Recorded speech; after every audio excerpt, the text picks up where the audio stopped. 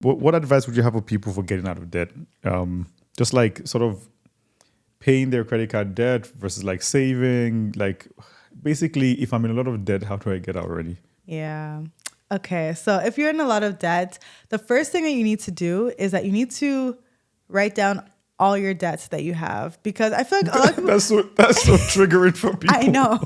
And because people don't want to face Yeah. it. Because I've met with people, and so in my one-on-ones, one of my requirements for them is that they have to tell me all the debt they have, the interest rate of all their debt, and the minimum payments for all their debt. And they'll be like, yeah, I have like $30,000 of debt. When we total it up, they have $50,000 of debt, right? So people just tend to push it to the side and kind of ignore it, which I understand it's very overwhelming, but it's better to face it head on. So you write it down, you write, okay, this is the debt, this is my credit card from this bank, I have this balance, this is the interest rate, and this is the minimum payment that's due every month, and write those all out. So you can basically categorize them in which one is the most high interest debt, and then you can pay that one off first, right? Because some people have payday loans, which have 45% interest rates, 60, like the criminal code, I don't know what it is right now. It's like 60% is the max that you can have. And a lot of people have that max, right? So I think it's really important to write down what this debt is costing you, basically. 60% is criminal. I know. Like that, it is. But imagine it was higher before. Yeah, I was about to say. Like, yeah, that's them lowering it. I think it's 57% or something like that. Man.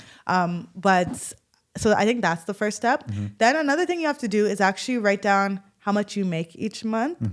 And how much you spend each month. Because again, a lot of people are not aware of how much is coming into their account and out of their account. Yeah. The reason that a lot of people can't get out of debt is because they're spending more than they make every month. So they're paying $500 towards their credit card every month, but you're spending $600 on your credit card every month. So there's no way that it's ever going to decrease in value, right? So I feel like that's the second step. And then you have to make a plan. And this is the hardest part that a lot of people don't like, but you actually have to make a plan. So which debt am I going to tackle first out of all those? Let's say you have 3 different lines of credit.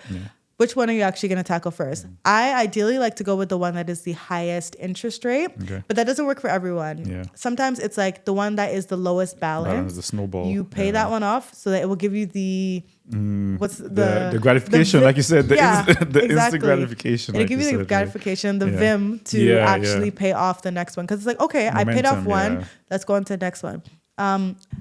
For other people, it's like, okay, this debt is costing me the most. This is the one that I am going to tackle first. And then they go from the first to the second highest to the third, and then they keep going like that way. Or for other people, it's like, this debt is the most stressful for me. This is me owing my best friend, and it has a 0% interest rate, but my relationship with my best friend, that's 80% emotional rate, right?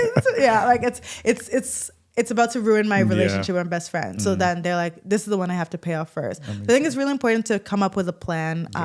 And you can do that by yourself, or maybe hire somebody to sit with you one-on-one and tackle it for you. Because I find that when I sit with people, they actually have to do it, because I'm not getting off the call until we actually finish it.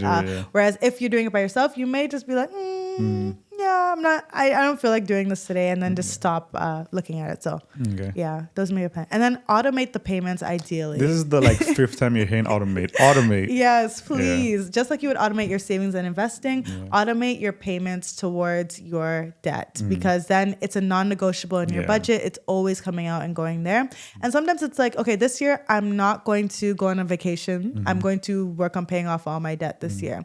Also, I feel like a lot of people, I see that they're saving and investing and paying off their debt, which I understand. And this is controversial, because some people say you should do all 3 at the same time. I think ideally you should have an emergency fund. That's something you should have. But I honestly don't think you should be investing and paying off your high interest debt. No. If your debt is at, let's say 19.99%, a typical credit card here, the stock market is not giving you.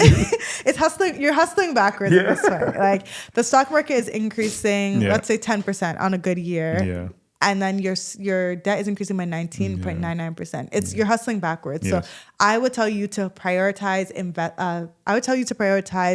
paying off that debt before you invest. Yeah. Some people do both at the same time. That's their choice. Yep. But that would be my suggestion to most people. Yes. Thank you. Thank you for advising us on that. My pleasure. If I'm a 21-year-old right now, and I'm just like maybe fresh out of school, new job, no debt, maybe some debt. What should I be doing with my money? You have a job? Yes. Yes, job. I would say, and how much debt do you have? Like, is it student loan debt? No, not student loan, but negligible, like credit card debt, maybe. That's not negligible. I feel like you should never have for students. Like, I guess. I feel like we should focus on having zero credit card debt at all times. Yeah, Okay. in my opinion, it's just really expensive debt to carry. Okay. Like if you think about it, why am I paying $100 and then repaying them $119? That's true. You know, that's like, very true. And it's usually if you look at someone's credit cards, usually not for emergencies or anything. Yes, it's for that's like very true. I bought this purse, it's $100, but now I'm paying $119 for the Yep. same purse. It doesn't Yep. make sense. Okay, let's say no debt. Let's make it simple. Okay. Fresh out of school, no debt. Okay, so this would be the time where I would say you should start investing in the stock market and start saving. So the savings that I would tell you to focus on would be your emergency fund. So an emergency fund, for those that don't know, is when you have like 3 months to 12 months of expenses of the amount of your expenses in your savings account. Yeah. Say you spend $2,000 a month because you still live at home. You spend only $2,000 a month, and those are your essential expenses every single month. In that case, you want to have at least $6,000 in a bank account. So 2,000 times 3, you want to have at least $6,000 in a bank account, and this is money that you can just relax. Like if you lost your job, if anything happened, this is your fallback fund basically. So that's what I would prioritize, and also that gives you a level of peace knowing that if anything happens, I'm okay. At least for 3 months, I'm okay.